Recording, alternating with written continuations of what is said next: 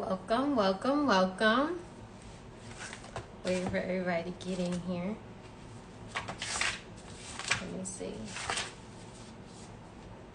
Where's my...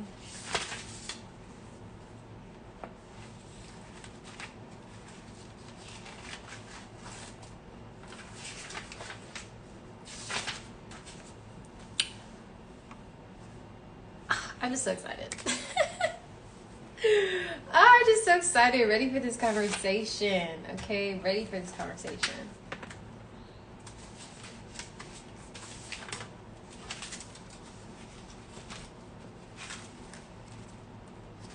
I'm trying to find...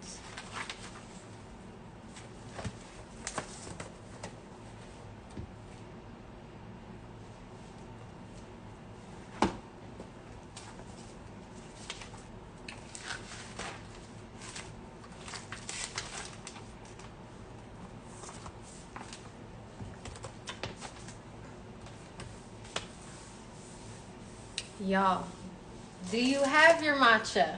Okay, do you have your matcha? I went and got mine today. Mainly because I didn't really feel like making it. So, here it is. But, yes,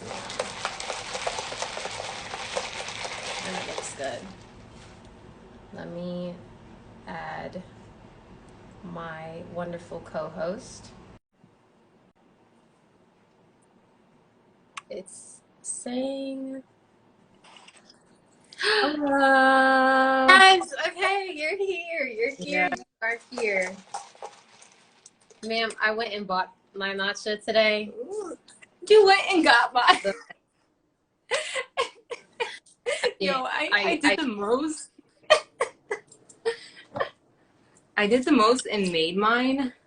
Okay. We're not mad at it. We're not mad at it. Yeah. You know, it's a thought that counts. It's the thought. Okay, it's the thought. Oh yes, joyful. Yes, we're excited too. Okay, we are excited too. Just as excited. Just as. But get in here, make sure you have your matcha too. I hope you guys do, because matcha is one of our favorite drinks and it's so good. It's so good. Like, look at this. Just look at it. Just look at it. But Yeah. Mine kind of looks a little darker, but okay. Yeah, did you put ice in it? Like, it's iced or hot? It's iced. But I should have let the water cool once I mix the powder in. Gotcha. Yeah. Okay, so. Gotcha. Yeah, but it's okay. Hey y'all. Oh, hey Mario. We're about to get started. I'll start my intro. Hey y'all, it's obviously Lizzie here, your favorite online esthetician in the making. Okay, your favorite online esthetician in the making. I just want to say that I have a YouTube channel. If you have not already checked it out, go check it out. It's obviously Lizzie on all platforms. I did just post a video talking of 10 things I stopped doing since I've been to aesthetic school. So it's a good time. After the matcha, you can go over there and check it out. But yeah, and then let me know, comment down below. And yeah, I'm just so excited. And then I'm going to pass the baton to my beautiful co-host. Yes, and my lovely sister just let us know that, yeah, I am Glow Getter Gabby. Peace to everyone. Peace, family. I'm so glad that you all are here. We're just going to have a candid conversation. And so I'm super excited. Super excited. A little jittery, but super excited. I mean, understandable. Yes. And my Instagram and soon-to-be YouTube channel is going to be all about affirmations, talking to your subconscious minds. I have a podcast on Anchor, Apple, Google, and Spotify. Glow Getter Affirmations. Get your mind right. It's usually like 7 minutes and under, so it's quick. Get your mind right for the day or for the night, whichever one, whatever the vibe is. And yeah, let's get into it though. All right. So I'm just gonna say I have my notes. Okay, because this disclaimer. Me too. This is your disclaimer, okay? This is it. But the Matcha Meetup is pretty much, it's going to be a conversation in a safe space that represents our mindsets, opinions, beliefs, and perspectives of the world as we view it right now, with new information that is subject to change. So with that being said, let's get into it. Let's get into it. Okay, so I have a question for you, Liz. Mm-hmm. Is what you believe who you are? Is what you believe who you are? Yes. The belief system, is that attached to your I am? I would say yes, because like what we believe pours out into, what we do and how we act, and different belief systems in us that we may not even know exist are there. So yeah, I would say what we believe is it's tied to who we are. Not all the time, because like I said, sometimes they exist within us even if we don't realize it. But I think when I say I am this or I am that, it gives a general description of what kind of is tied to whatever you're describing. Yes. Yeah. Yeah. I understand that. And so, like, growing up, I just felt like... Oh, wait. We didn't even tell them the topic. Yes. They're probably... I put it on my story, so I was just like, let's... Yeah, because go ahead. Talk about it a little bit more. Okay, so if you all don't know, we have grown up in the Adventist world, the Adventist bubble, if you want to call it that, because it's kind of one. It's a bubble. It's okay. It's a little bit of a bubble, but we have grown up in an Adventist bubble, and Adventism is a form of Christianity where the belief is that the seventh day is the Sabbath, and there's like a whole doctrine and everything like that, and we've just grown up in that church aspect of it, and this conversation is going to be based in that. So yeah, with that being said, I think I described Adventism pretty. Yeah, well, we'll get into it, but it's a big sector of Christianity. Like, Christianity is basically an umbrella. You could have Catholics, Baptists, all these different denominations, and Adventism is one of them. So yeah, that's how we came into the world. That's the belief system that we grew up with. And so we're just going to talk about that a little bit more. And mind you, our perspective is based on like church school. We went to Adventist church school, Adventist boarding school, Adventist college. So so super deep into the belief system. Sometimes people will be like, oh yeah, I grew up Christian, but like they went to public school and maybe went to church on Sunday, maybe went to church on Saturday a couple times a month. But like, no, we were heavy. So that's just for clarification. Yeah. Yeah. But I was gonna say that growing up,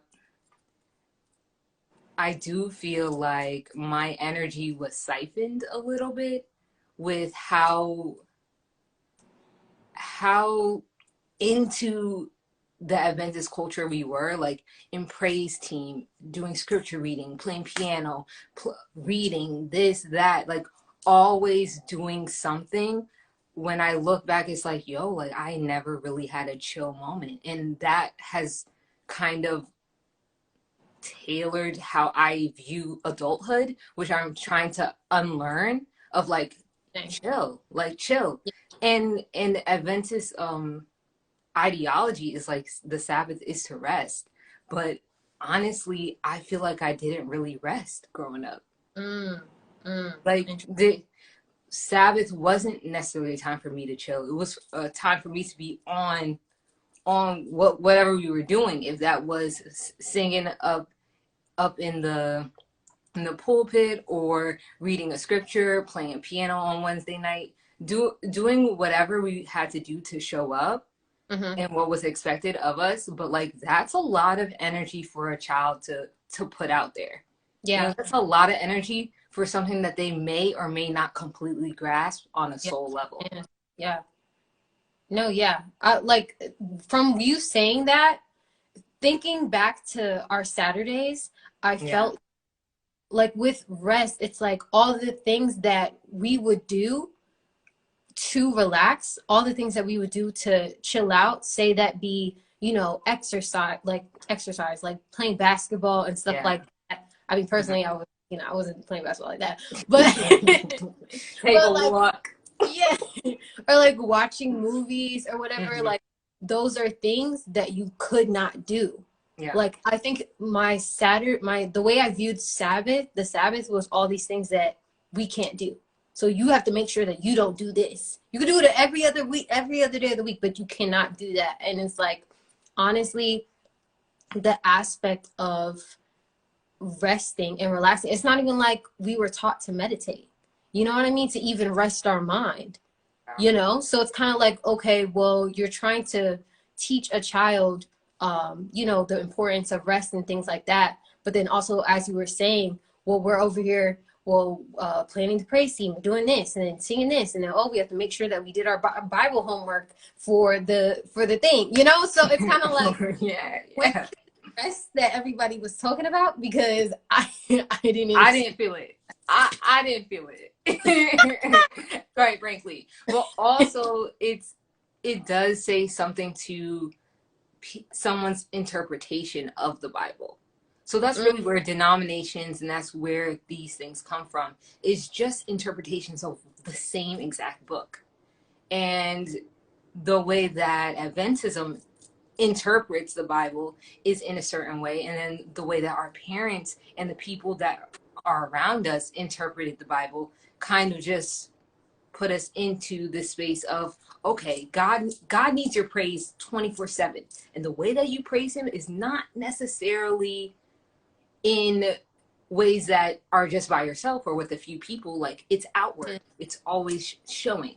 You show the way that you're praising God by the way that you dress. You show doing that by being up on stage. You show that by feeding the homeless. You know, you have to show it. Always have to show it. When in reality, like, God has given us our value inherently. We don't have to show him nothing. We don't need to show the being that created the whole entire universe that we're worthy, because he already knew that we were worthy by creating us. Wow, he already knows. He already knows. That's just, it's kind of like us doubting that we belong, like doubting that. Like, literally, I don't think that anybody really moved with that energy of, oh, I'm really the child of God. Like, not doubting themselves, not doing, you know what I mean? Yeah, right. And so not seeing that and like, now as an adult, trying to really grasp, you know, spirituality and different things like that, and different things that I'm learning and understanding. Yeah, it makes you wonder. It makes you really think, for real. But I want a question. Okay. At what point in your childhood did you question Adventism, if you ever did? Like, at what point did you be like, you know, like, everybody's telling me this, everybody's saying all these things around me, but I don't know if I feel that way? Or, you know, if you ever did. If I ever, I feel like I came out the womb being like, what's this? What's that? What's this? What's that? Honestly. But if I can give you a clear visualization, it would be when I was around 12, 13, and I first got baptized. Or the only time I got baptized. Yeah, the only time I got baptized. The only time I got baptized into the church. And a couple weeks prior, before I made that choice, like, a lot of my friends were walking up after the sermons, and they're like, you know, God wants your heart and all that, so please, like, go and and do a public declaration of your love for God, because that's really what baptism was taught to us as being. And so I was like, okay, cool. Like, well, in my head, like, okay, cool. And then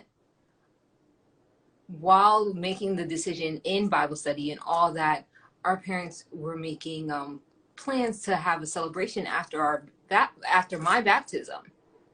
And so I'm just like, okay, this is a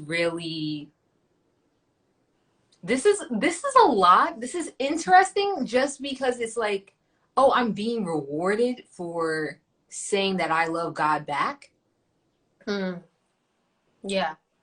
You know, like, okay, so, and then all my friends are going to be there at the party too. And then I'm like, okay, like, sure. Yeah. Like, I've been doing this for 12 years. I've been in the school and all that. So, and I'm really like into everything. So I might as well get baptized, like, of course. And most of my friends by that time, most of them were baptized. Definitely. I'm pretty sure. But you gotta talk to my friend about that. But yeah, during that time, that's when I was just like, okay, am I really doing this for me? And a piece of me asked that question, but I didn't have the words, I didn't have the know-how, and I didn't have the courage to even vocalize that. So that was something that was never really vocalized in a real way until to myself when I in college around 18. Of like looking back and being like, did I really do that for God or for me, or did I do that for everybody else? And what was expected of me? And it's like everyone was super happy, like I just won the lottery. Basically, that felt like heaven. Honestly, everybody congratulated me. That kind of felt like that. So it was just like, that was the time where I was just like, okay, this is shifting what I'm doing just because the way it seems, or the way that action was deemed to be. And that is what was just like, okay, this is a lot of emphasis on this one thing. And so I was just confused, honestly. I didn't really have words, because I don't even know if I even told that to you, like, growing up. I don't think I ever said that. Yeah. I don't remember us, like, all of my sisters talking about religion and talking about what we believe until, maybe a while. Or I know we would say sometimes, like, we would tell each other our fears. Yes. Like the fear of like hell and the fear of the devil and different things like that. I know we talked about that, but I know like we never really talked about religion as a whole. No. Yeah, or just like, Because I don't think we viewed it like that though. It was so ingrained in our daily life. It kind of was like, oh, like everybody's this. Everybody does this. So like, this is not weird, or it's not normal, you know? Like, so there's no need to talk about it. But how about you? Please tell me your experience. I remember we were having a family worship, and we were talking about essentially like the second coming of Christ, and just really like talking about, oh, well, you know, this is what we're all waiting for, and that well, if you don't, like, the way that it was kind of described, like, I get, like, pretty much the John 3:16. Is that it? John 3, wow. For God to love the world? Yes. When he came back and gave his only son, all this stuff like that. Yeah. When talking about that, and everyone says, like, oh, well, you know, it's already yours. Like, salvation is already yours. But at the same time, it's like, oh, well, you have to do A, B, C, and D. And if you don't do A, B, C, and D, then it kind of, it's not yours. So I feel like that's the first moment I realized that it seemed like, oh, have you ever played the game On the River and on the Bank? Yes. That's exactly how I felt when it came to me being saved. It's okay, like, explain. Okay, On the River on the Bank is literally, it's a childhood game. Somebody draws a line, and somebody is like the top person. I can't even say it. The spokesperson of the, and they tell you, oh, on the river or on the bank. And so when you say river, you're staying on the river, and then when they say on the bank, you're supposed to jump over to the other line, right? So everybody's just like on the river, on the bank, on the river, on the bank. And then I guess whoever messes up and like jumps on the wrong side loses. That's essentially the game. And when I tell you, that's like, I'm really just having a moment, because that's exactly how I felt, where I feel like I was on the river or on the bank with my salvation. Like with every act that I do, it's like, okay, now you're on the river, now you're on the bank, now you're on the river. Marinate. Let that marinate, because that kind of just did a little wow moment for me. It was a little wow moment for me just now, because that's how I felt. And I remember asking, that's the other thing that I remember asking when I was like, okay, so, we're here on earth for however long and everything like that. So what if I just not do bad? Like, I never was really focused on doing good. I was more so focused on not being bad. And those are two different things. But that's because in that moment, I'm like, okay, well, like, serving God and everything like that. But I was more so, the fear of going to hell was bigger than understanding, well, this being loves you and he came back to save you and everything like that. But like, that's about it. But but he'll be mad if you don't do this, or he'll be mad. And I'm just like, okay, like, I don't want to make him mad, that kind of thing. And that's kind of like, and that's such a, think about it, that's such a toxic relationship to have with, with the, isn't that is like, in the pure definition of it, that it is a toxic relationship. Yeah. And that's kind of like, but that's the relationship that we were fed, that's what we needed. Mm-hmm. It was more so like, okay, what you do has direct consequences, and it has direct, like, it can change this being's feelings about you. And so it's like you're walking on eggshells in a relationship with the whole creator of the universe. Yeah. Constant. And like, that's scary. Yeah. So it does. It really, like, I feel like so focused on, well, you're sinning, or, oh, you're doing, this, and then like that guilt or whatever. And like, people say, oh yeah, well, he forgives you and everything like that. But like, I didn't necessarily feel that way. And yeah, there's just, like I said, my focus was not on doing good or adding value to the world in any way. It was just more so, what can I do to make sure that I'm okay, so that I, get a spot in heaven that everyone keeps talking about. That's amazing. That I want to make sure I get my spot, And so, which is, honestly, think about it, it's pretty, like, selfish if you're just worried, like, it kind of makes you think like, okay, well, I'm just trying to make sure I'm good. Cause I don't know about all of them over there, but I need to make sure that I'm there. And I guess even with that mentality, the reason why I'm laughing is just because, just going back through my head, it's just like, wow, these are really things that we were taught in such a serious way. And this is all not to say that if you really resonate with Adventism, or we don't resonate with the Adventism, or you resonate with Christianity, that this is completely wrong, all that stuff. No.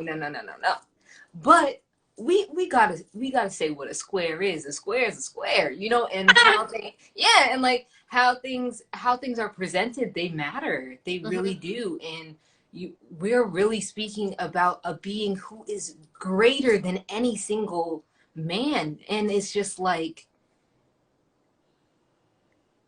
it's just not respectful to diminish his creation. And so when you're diminishing yourself, or you're being diminished by others, you're disrespecting God. And the thing, quite frankly, I feel as if the church disrespects God in that manner by diminishing its followers and people. And that's the issue. That's the issue. Oh, I really like, because really the church is not a building, it's each individual. And so as I pour into you, I'm going to church. Wow. As I pour into the next person, I'm going to church. Like, I literally can see the God-like essence in you, and you can see the God-like essence in me. That's really, in the core of it, that's what being a believer is about. And that's what moving, no matter what day it is, it could be a Tuesday, and that's how you're moving. And that's what you said about the not focus on doing good, but focus on not being bad or not being bad. Yeah. And it's like that dichotomy, it's sad to hear, but like I felt the same exact way. Like I didn't want to be smitten by lightning. Literally, I remember someone in the church. I don't even know exactly who it was. I have some guesses, but I don't know exactly who it was. I have some guesses. Yes, exactly, right? Yes. But like saying that if I was going up on the pulpit, and this wasn't during the church time or anything like that, and they're like, oh, you could get like smitten by lightning. God will send lightning down on you if you do something that's disgraceful in the church, and in the church as in this building. And I was just like, I was literally putting a hymnal back. Something very that shouldn't have been an issue, and it wasn't disrespectful or anything. But that was what was told to me. And I'm like, yo, if this is the God that I'm supposed to be waiting for salvation with, then I don't want it. I don't want it. It doesn't make me feel good. And when that happens, I was just like, I'm still little. So, and when I say little, I mean under 13. Little. Yeah. So it could have honestly been around the time of baptism that was told to me. And so it's just like, wow, like you really had my viewpoint switched on like who God is and who God is to me personally. Yeah. I feel like we were talking about this before, and saying that, well, I'm gonna say me. Yeah. Only speak for ourselves. I feel it.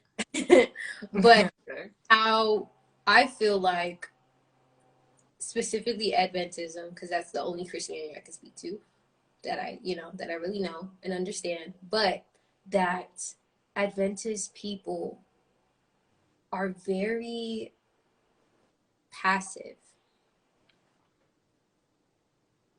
Like, that's, as I grow up and as I get older, not the look around, but that this specifically because, think about it, for however long, 30, 40, 50 years, you've been told that, oh, you just have to wait.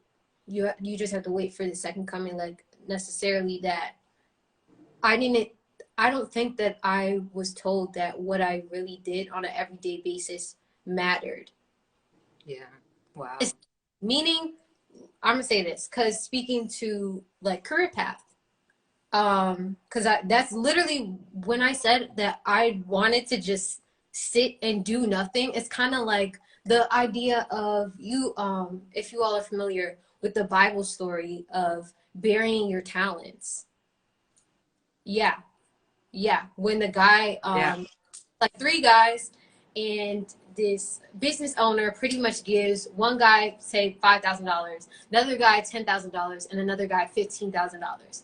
And I think the guy with, like, I don't know the amount, but it doesn't really matter. But essentially, say the guy with $5,000 went, buried it in the ground, buried it in the ground. The other 2 guys, they went, invested it, flipped it, whatever, and came back with like twice or 3 times as much. Put it on Airbnb.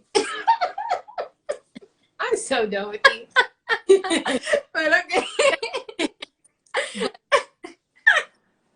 But yeah, and so with that theology, and thinking that there's just too much to unpack right there. Do it bad. But thinking that essentially that's what I was supposed to do. Pick a career that aligns essentially like what everybody else does or what everybody else did. Like there's only say 5, because that's what I feel like the options were. About 5 career paths where it's like, okay, like you're good because you are clearly helping people. Like you're clearly, okay, you're a doctor. Oh, you're clearly like working on people and stuff like that. Like you're clearly doing that. Or you're a nurse, or oh, you're a lawyer. Like, you know, those things where it's like, since we understand that your viewpoint is more, that your view is more aligned with what we're teaching, like it's more obvious. You know what I mean? But I remember, this is a moment. I remember this was junior year when I decided that I didn't want junior year to. Of college or high school? Oh yeah. Gotta clarify.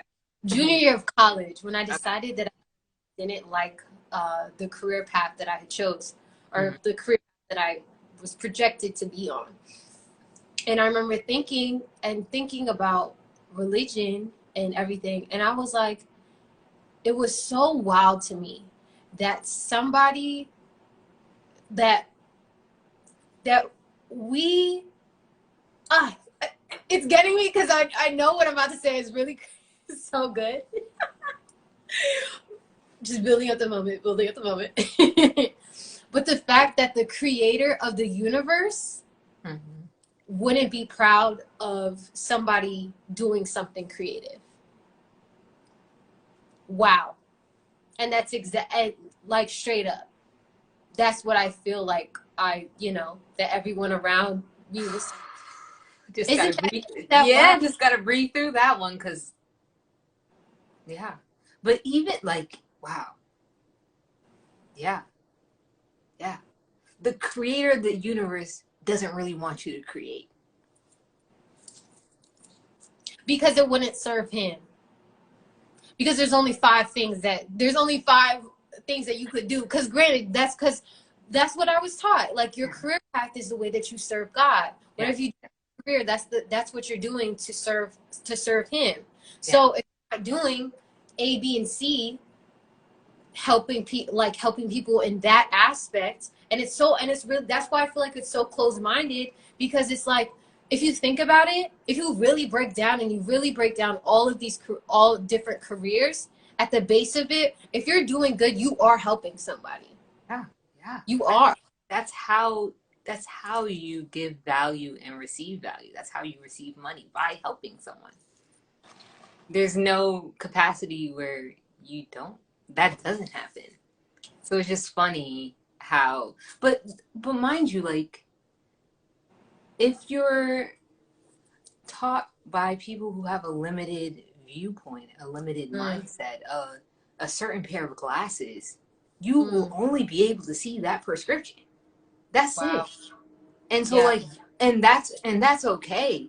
And I guess what life is about, even beyond that, like child, adult, grown, whatever, like it's just expanding your glasses, expanding your worldview, expanding your perspective, expanding your consciousness, being able to look at something differently. And that's okay. And that's like, when you're able to do that, it's powerful. And nobody could tell you anything, because you've expanded. And with that, it's just like, we're taught and in a specific space where people only thought this way, and there's only way. It's only plan A. That's it. Any other plan will not work. If you're around people who just feel like that, there's only one book. Exactly. There's only one book. That's it. So there's only one book you should ever read. Bro. Literally, think about this. Think about this. You have a doctor, and he only studied the heart. He only studied the cardiovascular system. That's it. Yeah. He didn't study any other body part. Nothing. Do you want him operating on you? On my leg? Do you? Think about that. Think about that. You don't. You Yeah. want him to. You want him to know about the brain. You want him to know about this. You want to know how literally, because we're all connected. All of our systems are connected. So you want him to know about all these other things. And I feel like that's the same way. With your It's with your spiritual body is all connected. bruh, Yes. You just hit on something. Yes. literally. Yes. And so, That, like, one perspective, one viewpoint, you won't be able to see the entire picture. Mm. Yeah. Yeah. Have you ever read this poem, or it's a story about a bunch of Indian men in India, obviously, and they were looking at an elephant. yes, Are Gabby. we on the same? Okay, yes. Okay, so I'm glad you Please already know it. Okay, so there's multiple Indian men. And they're here with this elephant. It's a beautiful, majestic elephant, but they are blind, so they cannot see physically the elephant. So one man goes up to the trunk and it's like, whoa, this is a really big hose. Whoa, this is big. And someone else, he goes up to the ears and it's like, wow, this has to be a fan because look how it's thin, it's this, it's that. This is definitely a fan. Someone goes to the tail and is like, this is a rope. This is a rope. It has to be a rope. Someone else goes to one of the elephant's legs and was, no, this is sturdy. This gotta be a tree trunk. And I could go on and on. There's other aspects to it. But essentially, the moral of the story is that each of these men had a different perspective. And none of them were wrong.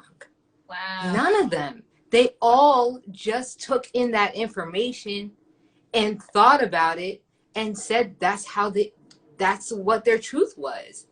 And when I read that story, I really understood that the truth is relative to what you know, what you believe, what you think is true. It's really relative to you. And it's like they were all looking at the same being, the same elephant, but all of them had different perspectives. And so that's why in Christianity, you see all these different denominations. And past that, even with me and you, we can look at something or watch a movie or read a book and get a completely different message just because of the way that we internalize that information. And so when it's like we're always pointing at someone else, like they're a sinner, they don't know this, they don't know that, they don't know this. And it's like, what do you really know if this person really doesn't know? You don't know as much as you think you know. And if you think you know everything, you don't know anything. And so if the man who thought that it was a fan was yelling at the man who thought it was a tree trunk, both of them would look crazy because it's like, yo, like, but both, like, they're looking at the same thing. Well, they're feeling the same thing because they don't physically see that all of them is literally the same being. And that's how I felt. Honestly, like, thinking about it, if you really think about it, we all really don't know what happens to us after we die. Just like what you, like, literally, like, we all don't necessarily know. We all don't know because we personally haven't died. Yeah, you know what I'm saying? Like, so it's kind of like, like what you just said, that just made me think about that because it's kind of like, okay, well, at this, like, if you, like, but people haven't even been able to question that at the fact that, man, like really, no one really knows, though. No one really knows. But like, it's a matter of faith. It's a matter. Like that's what has always been like. Well, if you believe it and you have faith in this, then it's true. And the thing is, I completely agree with that. If I have faith that the sky is pink, you can't tell me anything. The sky is pink because I believe it. Like that's something that I'm seeing. the sky will continue to be pink just because I am putting that out there. And it's like, that's all faith. That's all that faith is. Mm-hmm. And you can have faith in anything. And who am I to say, oh, you don't have enough faith in You're this, wrong. or this, the faith that you have here doesn't mean that the faith is there. And it's just like, whoa, like we're all different people with different perspectives, different brains, different paths. Like God has called us to different things. So it's like, how can you really know what's true for someone else if you don't even know what's true for you? Like, Yeah. it's not possible. And that's why self-discovery is like the most important. But we were kind of steered away from self-discovery. It's kind of like, oh no, take this. It's true. I already found it out. Here you go. Take this.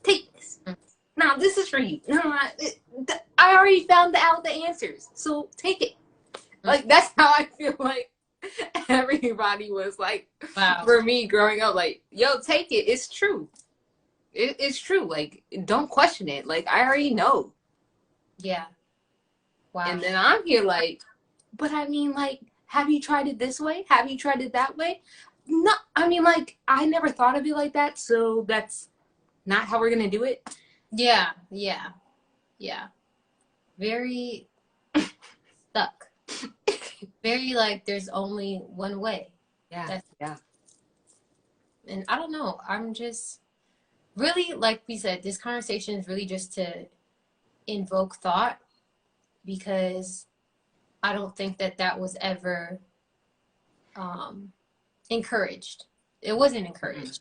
You know, thinking about, like questioning your belief was not okay. Questioning what everybody else told you was not okay. And even going further than that, growing up as children, obviously we have all these authority figures that we have to respect, but respect, yes.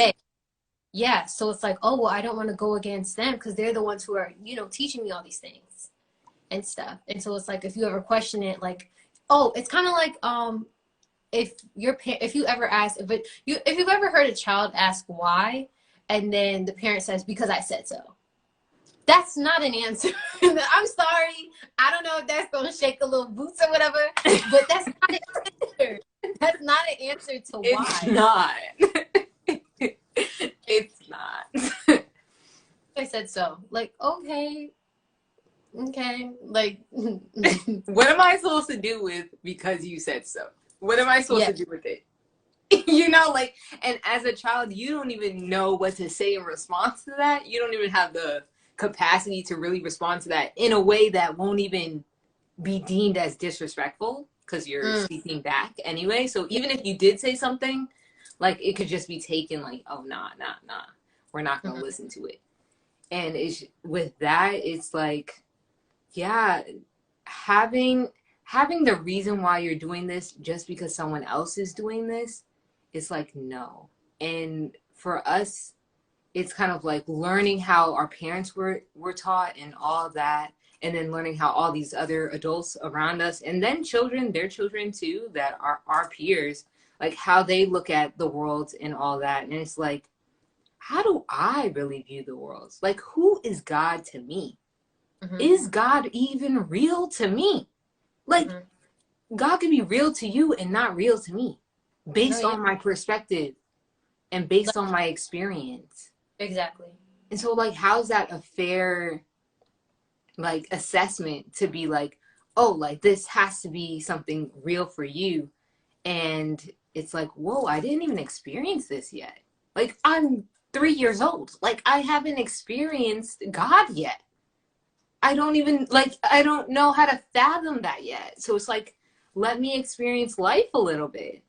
And then at 12, like, let me experience it. At 18, let me chill. Yeah. Like, let me see. And so, yeah, it's more a personal journey. That's really what spirituality, religion, like, it's a personal journey.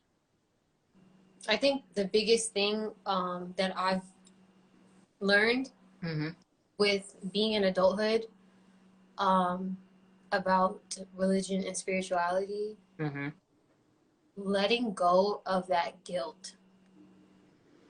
And I'm still trying to, because it's like for so long you were taught that this is the only way, and this is the only thought process that you should have. So if you experience anything outside of that, it's wrong. Like I was telling you in class, almost every morning we meditate. In class, where? Oh, yeah. As I said earlier, I'm in aesthetic school. Mm-hmm. And it's not this is the first non-religious school that I've ever been to. Wow. Wow. Yeah. So, yeah. Let that sink in. Let that sink in, yeah. Let that sink in real quick. Yeah, and I didn't, that's what I was telling you too. I didn't realize how much religion was weaved into my education experience. Like I didn't realize that until being outside of the, Adventist school bubble, where it's like, okay, well, you could learn not necessarily being tied, like spirituality doesn't necessarily have to be tied to everything that you learn, and you could still learn. Mm-hmm.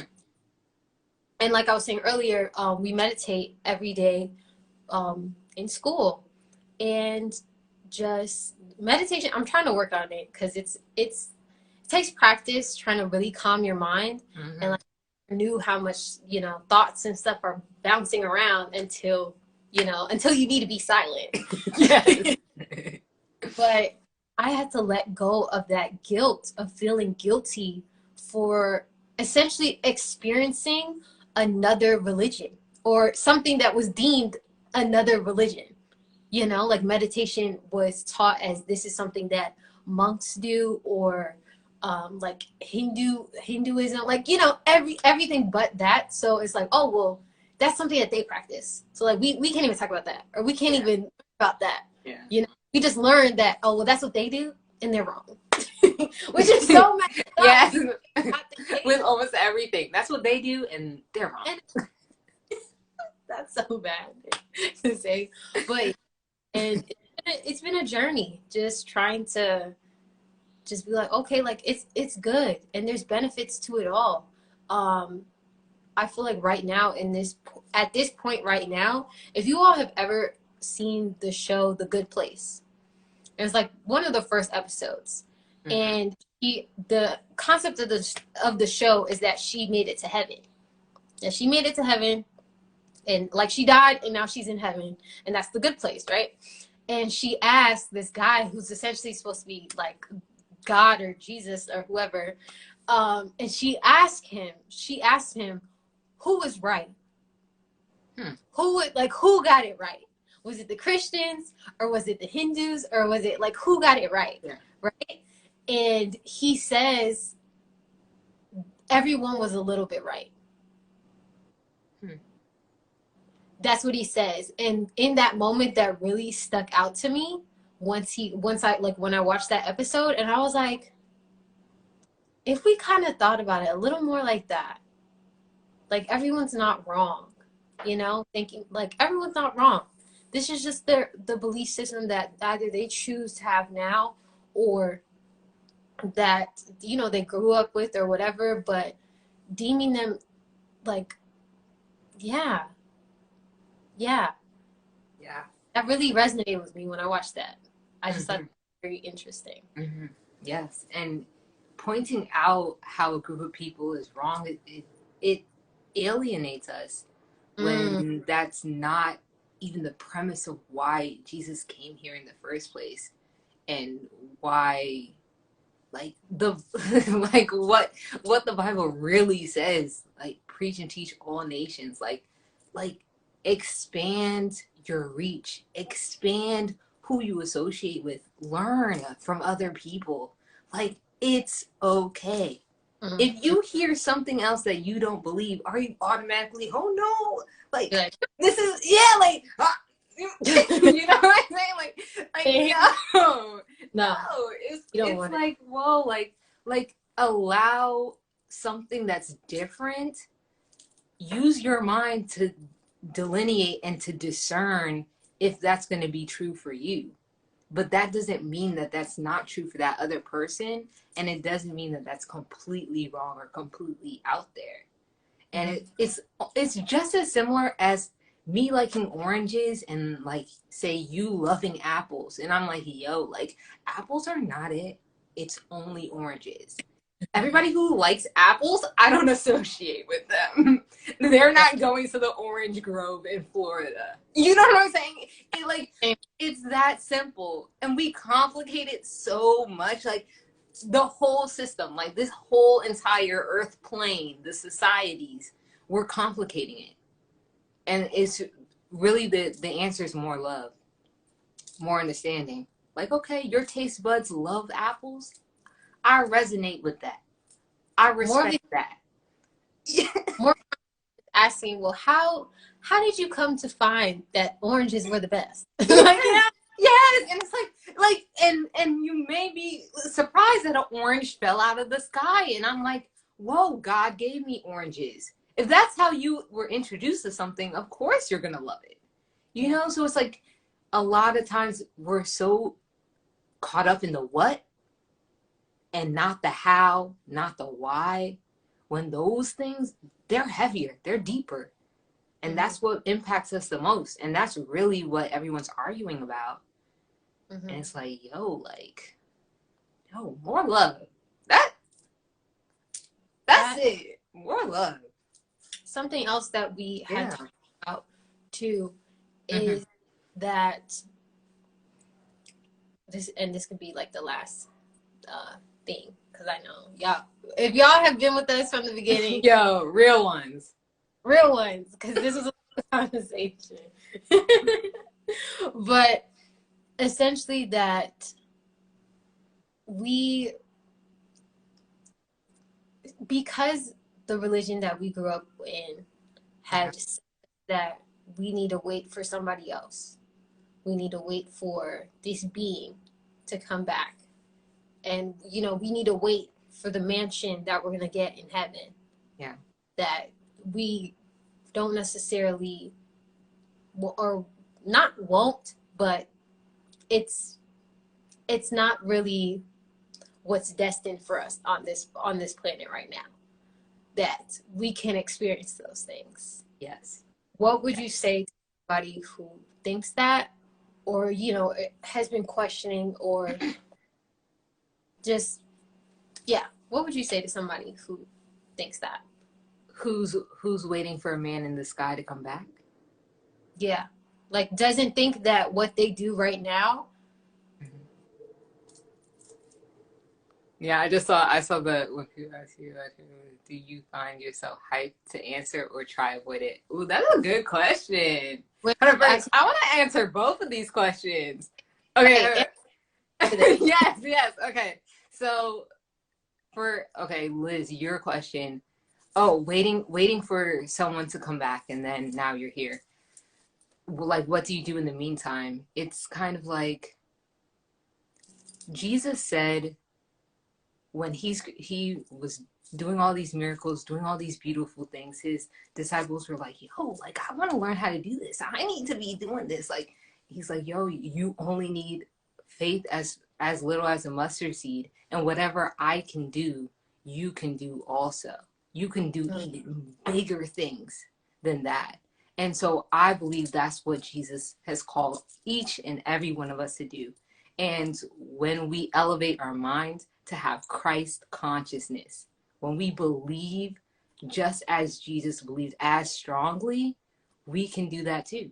Mountains don't have nothing on, just a pebble. Both of those will be easy to move. And so it's just believing that, like, you're powerful in the here and now. You're a child of God,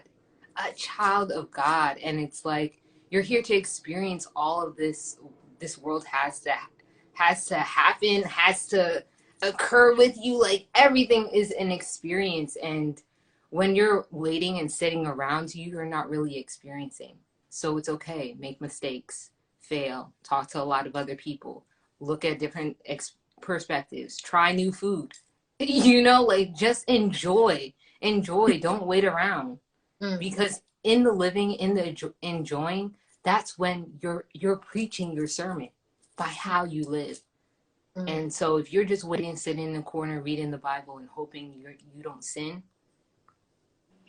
that's not what Jesus came here for. And I know that for a fact. That's not it. And so with that, like, we're just definitely called to more. We're definitely called to more. But the question I got. See, the question. You want to answer it first, and then I answer it? Yeah, I can. I love this. Joyful. I know, that's a good question. It's making me think. Yes. When people ask you about your religion, do you find yourself hyped to answer or try to avoid it? Honestly, I feel like I try to avoid it, like for real, because it's like I personally feel like if I don't say one thing, because people like boxes. People like, oh, well, you like cats rather than saying you like animals. You know what I mean? Like, people want specifics, right? And right now, personally, I feel like my religious beliefs aren't specific to one religion. So that's kind of where I'm like, well, I'm still trying to figure it out. You know, like I'm still learning and I'm still figuring it out. And granted, you should never stop learning. But I think, yeah, to be honest, I feel like I personally try to avoid it because sometimes I really can't really explain. Yeah. And also, certain people aren't open to having an open dialogue, you know? So if they, like, not saying most people, but if they don't get that straightforward answer, like I was talking about earlier, if I don't say, well, yeah, I'm just an Adventist, or, oh, I'm a Muslim, or, oh, I'm this, like, then the conversation's over. Yeah. Like, what are you doing? You don't believe in anything? Yeah, that's the thing. Or like, oh, really? You just live your life and not go to church? Or, oh, you do that? Like, you know? So, yeah, I'm gonna be honest. I feel like I've tried to avoid it, or it just doesn't. So. Okay, so honestly, I want to break down the meaning of religion and the meaning of spirituality. Just real quick. So Okay. religion is essentially doing something religiously over and over. This is something that you do. This is a practice that you hold. And going back to beliefs are just a habit of thought. So going from a habit of thought, which makes your belief, then you believe in something, you do it religiously, that's your religion. So religion is such a broad term, and the way that we use it in society is like, okay, that means a belief system to something that's greater than you. So those categories are Christian, Muslim, and all that stuff. But honestly, it's what I do daily that's my religion. Wow. Yes. Yeah. So wow. Yes, right? Yes. And I honor myself daily through working out, eating well, praying, meditating, clearing my mind, reading. That's my religion.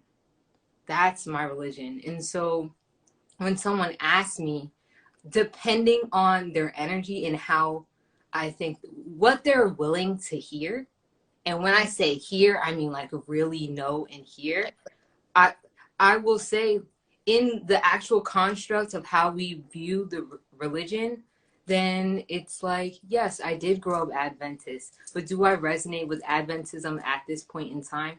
No, I do not. However, with that being said, I believe in a God that's bigger than me, and that is me. And just like how the sun has sun rays, God has children, I'm a child of God. I'm part of the sun. I'm part of God. And so religion and spirituality, I walk that. I breathe that. I embody that every single day. And so that's my religion. And so to your question, which I loved your question, Joyful, it's like, yeah, it's bigger than me. And at the same time, it is me. So I don't have to box myself in to make someone else feel okay in the moment. So if that answer is too expansive, not the it's above me. It's me. above me.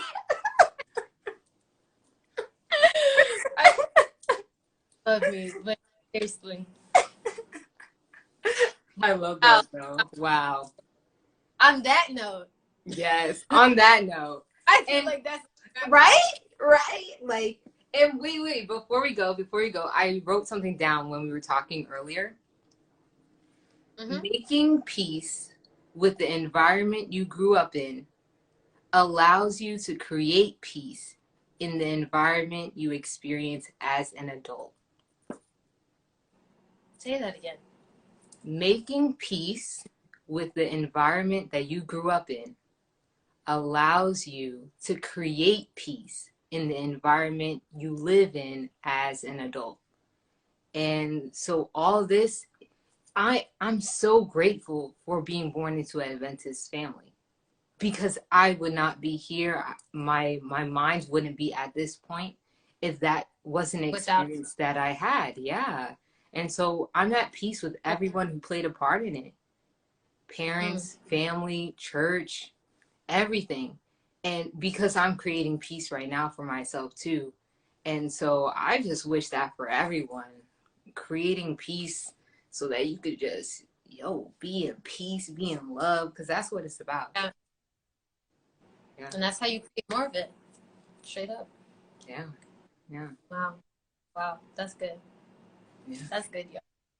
I hope you enjoyed today's episode of the Matcha Meetup, y'all. This was went deep with it. We went deep with it. Matcha checkup. Dang, Lizzy, you didn't really drink that much. It's okay. We were meeting up. But comment down below. You could always DM us. It's obviously Lizzy on Instagram, and follow my sister Gabby at GlowGetterGab. Go follow her. And we're gonna be bringing you these conversations every single Sunday at 2 p.m. 1 Central Time. I think that's what. Yeah, and then 2 Eastern. Yeah, 2 Eastern. Yeah. But yeah, I hope you guys enjoyed it. Yeah. And DM us if you have a topic that you want us to touch on, or you want to pick our brains on it. By all means, DM and tell us. Because we will do the research. We'll do the legwork, the receipts. I will put it in my journal. Yeah. If you have any topic, because there's a lot to discuss. Yes. Peace and love to all of you. My heart goes out to all of you. We're family now. If y'all making matcha and then you're sitting with us listening, we're family. Period. Yep. That's it. Well. But it's Sunday. And go check out. That's the last thing. Go check out. It's obviously Lizzy. 10 things that I stopped doing, and that probably y'all should stop doing too. Okay? It's a good time. It's a word. Time. It's a word. It's a word. But nah. Have a great Sunday, y'all, and we'll be in touch. Peace.